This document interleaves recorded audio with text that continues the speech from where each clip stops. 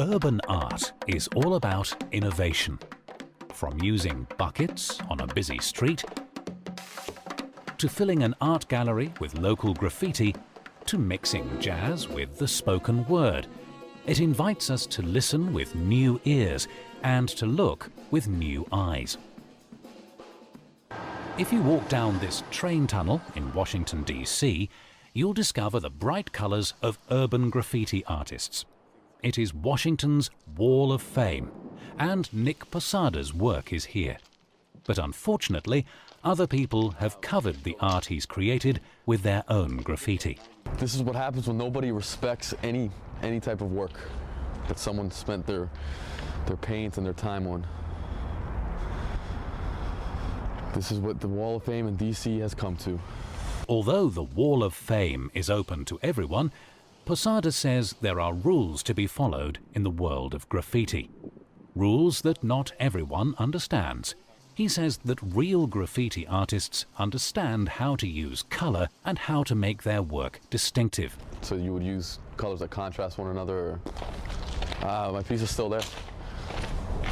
I did this like '99. There is also an exhibition of Nick's work here at the Govinda Gallery in Georgetown. Graffiti art has certainly brought to public art a whole new dimension. According to Chris Murray, graffiti art is special because it's fast, uninhibited, and always inventive. Murray believes that graffiti is just one more step in the development of pop art. The works have sold well to young people and to collectors of pop art. In the gallery, people can enjoy the art in a traditional setting, and they like it. It's good for the artists too. It was a real reversal for them because they're used to being vilified, and now they're being enjoyed, and that's a good thing. People are beginning to appreciate the talents of Jaffa Barron too. The 28-year-old trumpeter grew up in this neighborhood north of Philadelphia.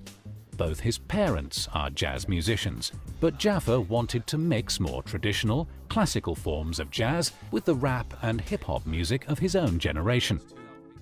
His first CD is an innovative mix of both worlds. I'd like to think, the whole creation, it's all about music to me, you know what I'm saying? And I believe that the Most High is a musician. I guess it came from, my exposure to hip-hop and poetry that comes from that, and, some friends of mine. Jaffa now plays in clubs in the city where he grew up. He also now has a deal with a major recording company. The stories of how these two artists developed, one musical, one visual, do not surprise art history professor Don Kimes. But it's about sort of taking what it is that you come from, what you emerge from, what's authentic for you, and pushing it to the edge of its envelope, to the edge of its boundaries, its limits, and taking one more step. Kimes says artists need to build on their own cultural background because anything else would be false. It is said that exploration and discovery are what art is truly about. Urban artists, both musicians and painters, can take us to places where we've never been before, even if it's as close as a nearby city street.